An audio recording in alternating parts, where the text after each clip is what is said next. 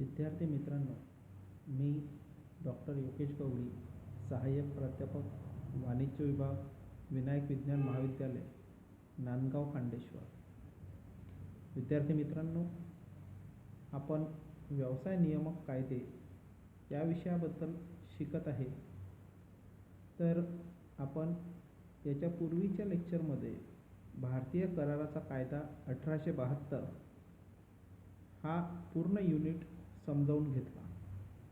यात आपण वैध प्रसंविधा म्हणजे काय, वैध प्रसंविधा त्याचे वर्गीकरण कशा प्रकारे केले जाते, त्यानंतर प्रस्तावाचे संवहन, स्वीकृती, त्यानंतर शून्य किंवा शून्यार्थक प्रसंविधे कशाला म्हणतात, तसंच प्रसंविधेबाबतची इतर सर्व प्रकारची प्रावधाने जे आहेत ते प्रावधाने आपण शिकलो.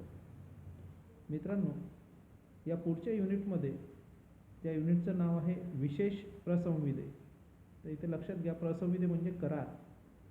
तर विशेष करार, भारतीय करार कायद्यात कुठले करार विशेष करार म्हणून ओळखले जातात याबद्दल आपल्याला या युनिटमध्ये शिकायचं आहे. तर आपण त्यात आजच्या लेक्चरमध्ये क्षतिपूर्ती आणि प्रत्याभूतीचे प्रसंविधे म्हणजे काय असतात हे जाणून घेणार आहोत.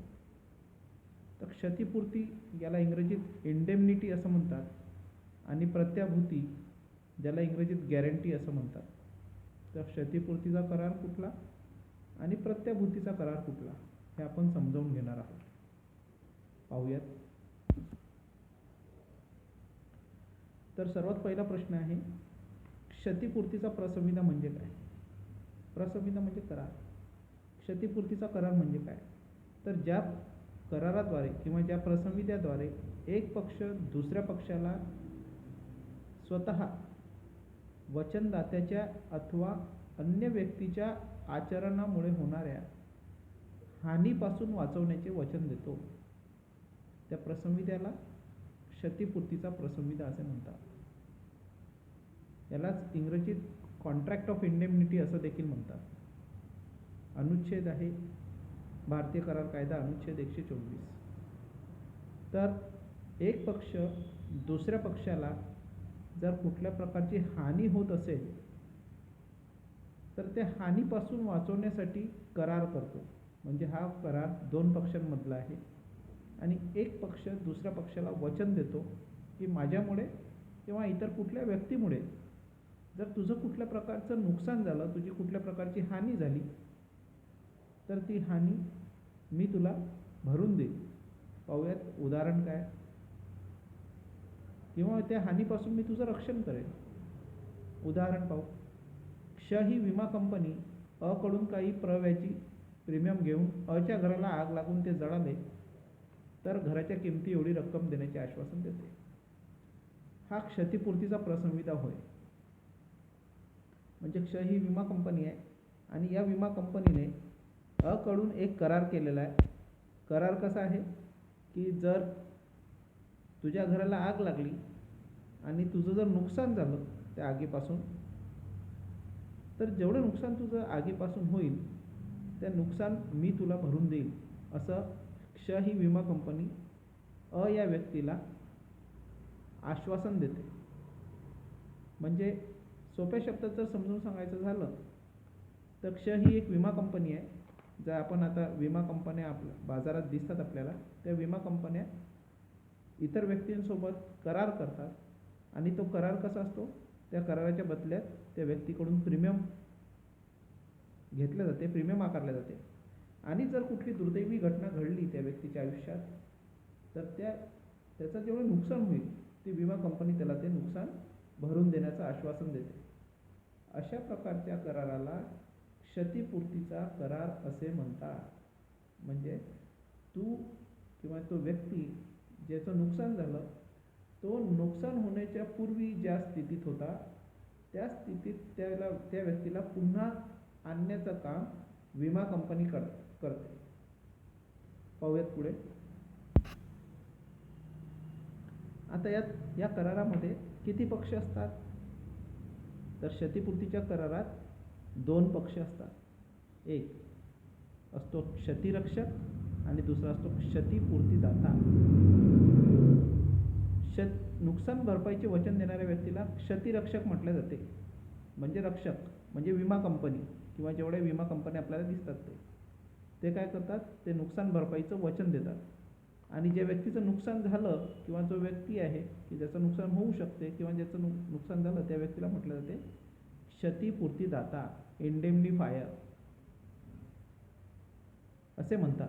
आणि ज्याला वचन देण्यात येते अथवा ज्याचे नुकसान होते त्याला क्षतिपूर्तीधारी असं म्हणतात. क्षतिपूर्तीदाता किंवा क्षतिरक्षक हा एकच शब्द आहे. म्हणजे दोघांचा अर्थ होतो इंडेम्निफायर. हे काय करतात, हे वचन देतात की जर तुझं नुकसान झालं तर त्या नुकसानाच्या पूर्वीचं तुझी जी परिस्थिती असेल त्या परिस्थितीत आम्ही तुम्हाला आणून ठेवू. आणि जो व्यक्ती आहे त्या व्यक्तीला म्हटलं जाते क्षतिपूर्तीधारी, इंडेम्निटी होल्डर. पाहूया क्षतिपूर्तीधारीचे अधिकार. म्हणजे आपल्या उदाहरणात तो अ नावाचा पक्ष हा झाला क्षतिपूर्तीधारी. क्षतिपूर्तीधारीचे अधिकार कुठले आहेत? अनुच्छेद क्रमांक 125 नुसार क्षतिपूर्ती तृतीय पक्षाने अभियोग चालवल्यास त्या अभियोगाला विरोध करण्यासाठी किंवा स्वतः तृतीय पक्षावर अभियोग चालवण्यासाठी क्षतिपूर्तीदात्याकडून पुढील राशी वसूल करू शकते. म्हणजे क्षतिपूर्तीधारीवर जर कोणी अभियोग चालवला, अभियोग म्हणजे खटला किंवा न्यायालयीन खटला जर कोणी चालवला तर क्षतिपूर्तीधारी क्षतिपूर्तीदात्याकडून काही रक्कम वसूल करण्याचा त्याला अधिकार आहे. पाहूयात कुठली रक्कम. तर पहिली रक्कम क्षतिपूर्तीचे वचन लागू असलेल्या अभियोगाबाबत सहन कराव्या लागलेल्या नुकसानाची संपूर्ण रक्कम. म्हणजे क्षतिपूर्तीधारीला ते अधिकार आहे की तो क्षतिपूर्तीदात्याला त्याच्यामुळे जर कुठल्या व्यक्तीचं नुकसान झालं असेल तर ती पूर्ण नुकसानाची संपूर्ण रक्कम तो मागू शकतो. क्षतिपूर्तीचे वचन लागू असलेल्या अभियोगाबाबत झालेला खर्च, जर कायदेशीर कुठल्या खटल्याच्या संदर्भात जर त्याला कुठला खर्च लागला असेल तर तो खर्च देखील क्षतिपूर्तीदात्याला मागू शकतो. आणि क्षतिपूर्तीचे वचन लागू असलेल्या अभियोगात तडजोड होऊन त्याने दुसऱ्या पक्षाला दिलेली सर्व रक्कम क्षतिपूर्तीदात्याला मागू शकतो. परंतु हे सर्व अधिकार प्राप्त करण्यासाठी क्षतिपूर्तीधारीने क्षतिपूर्तीदात्याच्या आज्ञेचे पालन केले असले पाहिजे. म्हणजे इन्शुरन्स कंपनी जी आपल्याला ऑर्डर देईल, जी आज्ञा आपल्याला देईल त्या सगळ्या आज्ञा क्षतिपूर्तीधारीने ऐकल्या पाहिजे.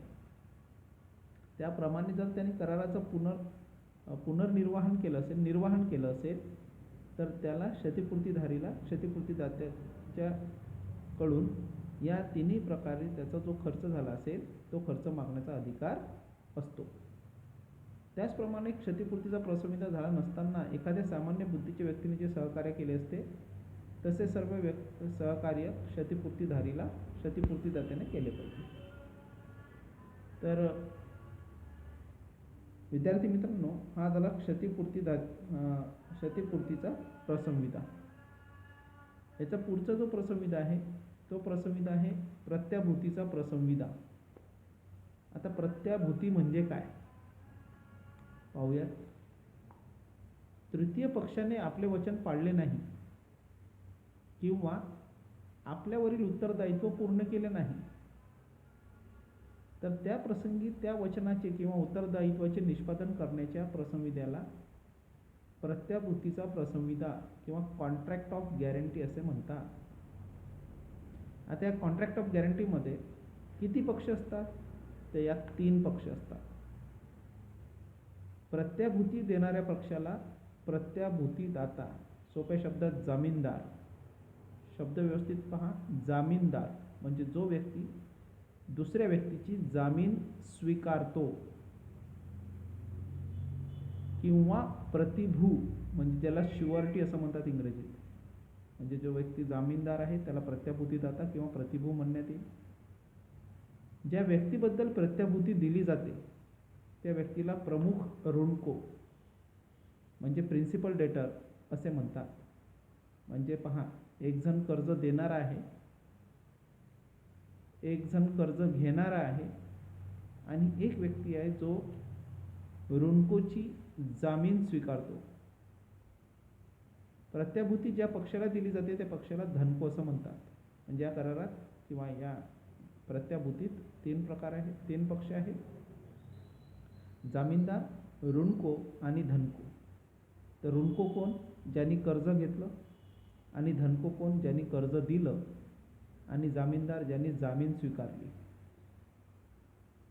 पाहूयात पुढे. प्रत्याभूती एखाद्या कर्जाबद्दल किंवा एखाद्या पक्षाला मालाची खरेदी उधारीवर करायची असल्यास किंवा एखाद्या पक्षाच्या आचरणाबाबत असू शकते. उदाहरण, राम श्यामला म्हणतो की कबीरने श्यामला रुपये 5 लाख उधार द्यावे. कबीरने ती रक्कम परत न केल्यास राम त्या रकमेचे शोधन करेल. राम श्यामला म्हणतो की कबीरने श्यामला 5 लाख रुपये उधार द्यावे. श्यामने कबीरला 5 लाख रुपये उधार द्यावे. आता इथे राम आणि श्याम या दोघात प्रत्याभूतीचा प्रसंविदा झाला आहे. म्हणजे राम आणि श्याम या दोघांमध्ये प्रत्याभूतीचा करार झाला. कारण रामने श्यामला काय म्हटलं की जर कबीरने तुला पैसे परत केले नाही तर ते पैसे किंवा त्या पैशाचं शोधन मी तुला करेल. मग इथे राम कोण झाला? तर इथे राम झाला जामीनदार किंवा प्रतिभू किंवा प्रत्याभूतीदाता. प्रमुख ऋणको कोण झाला? तर प्रमुख ऋणको झाला कबीर आणि प्रमुख धनको झाला श्याम. कारण ते पैसे श्याम कबीरला देतो आहे. कबीरने जर ते पैसे ती रक्कम श्यामला परत केली नाही तर ते रक्कम श्यामला रामकडून वसूल करण्याचा अधिकार राहील. पुढे पाहू. आता यात आपण प्रत्याभूतीचे किंवा प्रतिभूचे उत्तरदायित्व कोणते? तर प्रतिभूचे उत्तरदायित्व पाहूयात आपण. प्रत्याभूतीच्या प्रसंविधात जामीनदार स्वतःकरिता उत्तरदायित्व निर्माण करतो. म्हणजे जो व्यक्ती जामीन स्वीकारतो तो स्वतःबद्दल उत्तरदायित्व निर्माण करतो आहे. परंतु त्याचे उत्तरदायित्व प्राथमिक स्वरूपाचे नसून गौण स्वरूपाचे असते. आता प्राथमिक स्वरूपाचे नसून गौण स्वरूपाचे असते याचा अर्थ, जर ऋणकोने धनकोला पैसे परत केले नाही तरच प्रतिभूला स्वतःची जबाबदारी पार पाडावी लागेल. प्रमुख ऋणकोने आपले उत्तरदायित्व पार पाडले तर जामीनदाराचे उत्तरदायित्व उद्भवणार नाही. प्रमुख ऋणकोने जर आपले उत्तरदायित्व पूर्ण केले नाही तर जामीनदाराचे उत्तरदायित्व उद्भवेल. तर त्या कंडिशनमध्ये जामीनदाराला धनकोचे पैसे परत करावे लागतील. दुसरं उत्तरदायित्व पाहू. प्रत्याभूतीचा प्रसंविदा करताना जामीनदाराला आपले उत्तरदायित्व मर्यादित करता येते. म्हणजे जो व्यक्ती जामीन स्वीकारून राहिला तो स्वतःचं उत्तरदायित्व मर्यादित देखील करू शकते. प्रतिभूते उत्तरदायित्व त्याचं मर्यादित करेल. कसं? त्याने तसे केल्यास प्रमुख ऋणकोचे उत्तरदायित्व कितीही विस्तृत असले तरी प्रतिभूचे उत्तरदायित्व पूर्वी ठरलेल्या मर्यादेबाहेर जाणार नाही. उदाहरण पहा. रामने श्यामकडून रुपये 10,000 घेतले. कबीरने रामबद्दल रुपये 500चीच प्रत्याभूती श्यामला दिली. 1,000 घेतले आणि 500चीच प्रत्याभूती दिली. रामने कर्जाची परतफेड न केल्यास कबीरवर फक्त 500 उत्तरदायित्व राहील. त्यापेक्षा जास्त रक्कम देण्याची जबाबदारी त्याची राहणार नाही. म्हणजे जेवढी जबाबदारी त्यांनी स्वीकारली आहे, जेवढ्या पैशासाठी तो जामीन ठेवतो आहे, तेवढेच पैसे जर प्रमुख ऋणकोने परत केले नाही तर ते पैसे प्रतिभूला परत करावे लागतील. पुढे पाहू. प्रत्याभूतीचा प्रसंविदा धनको आणि प्रमुख ऋणको यांच्यातील प्रसंविद्याला अनुषंगिक असतो. म्हणून प्रमुख ऋणकोने धनकोशी केलेला प्रसंविदा तो प्रसंविदा करण्यास अपात्र असल्याने शून्य ठरला असला तरीही जामीनदार आपल्या उत्तरदायित्वातून मुक्त होणार नाही. त्याचे उत्तरदायित्व कायम राहते. प्रत्याभूतीचा प्रसंविदा धनको आणि प्रमुख ऋणको यांच्यातील प्रसंविद्याला अनुषंगिक असतो. म्हणजे धनको आणि ऋणको यांच्यात एक करार होतो आणि त्या कराराशिवाय धनको आणि प्रतिभू यांमध्ये देखील करार असतो. परंतु तो करार कसा असतो? अनुषंगिक. जर ऋणकोने पैसे परत केले नाही तर ते पैसे प्रतिभूला किंवा जामीनदाराला परत करावे लागतील. पुढे पाहू. ज्यावेळी दोन व्यक्ती संयुक्तपणे उत्तरदायित्व स्वीकारतात आणि त्याचबरोबर आपापसात असाही प्रसंविदा करतात की त्यांच्यापैकी एक कोणीही दुसऱ्याने आपले वचन पूर्ण न केल्यासच उत्तरदायी राहील, तर अशा वेळी या प्रसंविद्यात धनकोचा संबंध राहत नाही. म्हणून त्यांनी आपापसात केलेल्या प्रसंविद्याचा धनकोबद्दलच्या त्यांच्यापैकी प्रत्येकाच्या दायित्वावर परिणाम होणार नाही, मग त्या प्रसंविद्याची माहिती धनकोला असो अगर नसो. याचाच अर्थ असा की धनको आपल्या इच्छेनुसार त्या दोघांपैकी कोणाकडूनही ती रक्कम वसूल करू शकतो. पहा, ज्यावेळी दोन व्यक्ती संयुक्तपणे उत्तरदायित्व स्वीकारतात, म्हणजे इथे जामीनदार जर दोन असले आणि त्या जामीनदारांनी आपापसात करार केला की त्यांच्यापैकी एक कोणीही दुसऱ्याने आपले वचन पूर्ण न केल्यासच उत्तरदायी राहील. म्हणजे ते दोघे ठरवून घेत आहे की जर आपल्यापैकी एकाने जर वचन पूर्ण केले नाही तर दुसऱ्याला ते वचन पूर्ण करावे लागेल. परंतु याही कंडिशनमध्ये धनको आपल्या इच्छेनुसार दोन्ही जामीनदारांकडून पैसे मागू शकतो.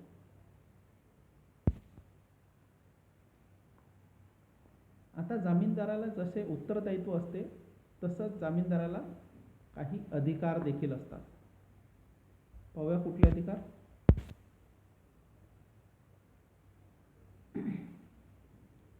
प्रत्याभूतीच्या प्रसंविद्यांतर्गत प्रतिभूवर जामीनदारावर असे जसे उत्तरदायित्व येऊन पडते तसेच त्याला काही अधिकार देखील असतात. हे अधिकार कोणाविरुद्ध असतात तर ते अधिकार तीन लोकांबद्दल असतात. पहिला आहे प्रमुख ऋणको, दुसरा आहे धनको आणि सहप्रतिभू. म्हणजे काही करारांमध्ये एकापेक्षा जास्त जामीनदार असतात. जर एकापेक्षा जास्त जामीनदार असतील किंवा प्रतिभू असतील तर त्यांना सहप्रतिभू म्हटल्या जाईल. तर पहिले आपण ऋणकोबद्दलचे अधिकार कुठले आहेत जाणून घेऊ.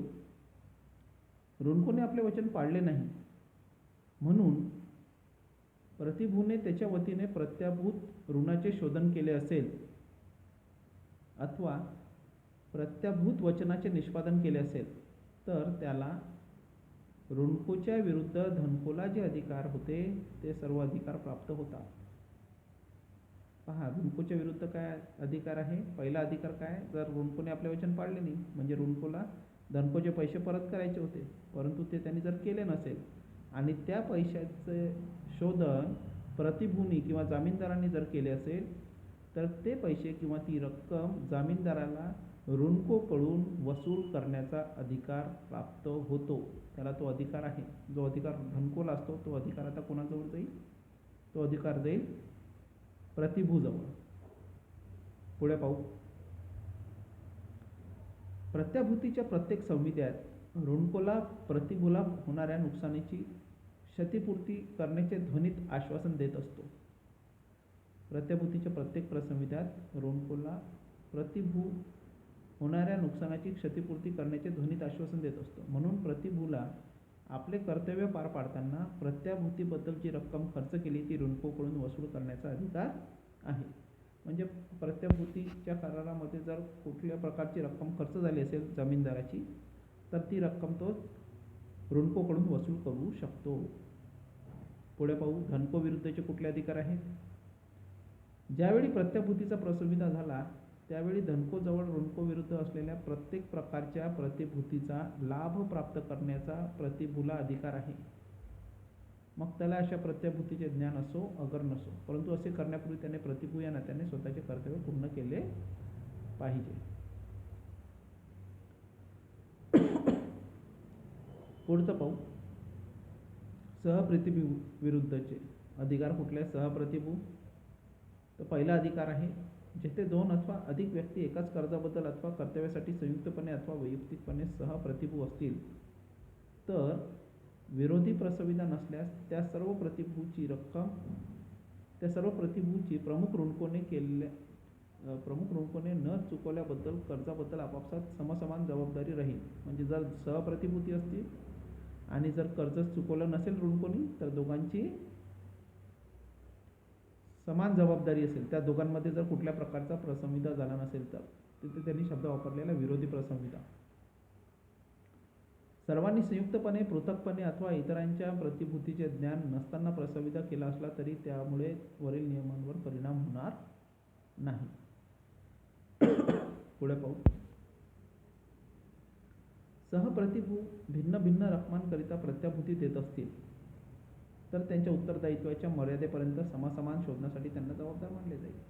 म्हणजे जर सहप्रतिभू असतील एखाद्या करारात आणि त्यांनी जर ठरवून दिलं असेल की माझं उत्तरदायित्व एका विशिष्ट मर्यादेपर्यंतच राहील, तर ते फक्त तेवढ्याच रकमेसाठी किंवा मालाच्या शोधनासाठी जबाबदार समजले जातील. उदाहरण पाहू. रामने मनीषाला 30,000 रुपये कर्जाऊ दिले. त्याबद्दल श्याम, मनोज आणि अनिल यांनी प्रत्याभूती दिली आहे. मनीषाने कर्जाची परतफेड न केल्यास किंवा करण्यास चूक केली तर श्याम, मनोज आणि अनिल यांना प्रत्येकी 10,000 रुपयासाठी उत्तरदायी समजले जाईल. इथे या तिघांमध्ये करार झालेला आहे असं समजण्यात येईल. तर विद्यार्थी मित्रांनो, आजच्या लेक्चरमध्ये आपण प्रत्याभूती म्हणजे काय आणि क्षतिपूर्ती म्हणजे काय जाणून घेतले. याच्या पुढच्या लेक्चरमध्ये आपण याच युनिटमधलं निक्षेप आणि बंधन, ज्याला इंग्रजीत प्लेज, बेलमेंट आणि प्लेज असं म्हणतात, हे समजावून घेऊ. धन्यवाद.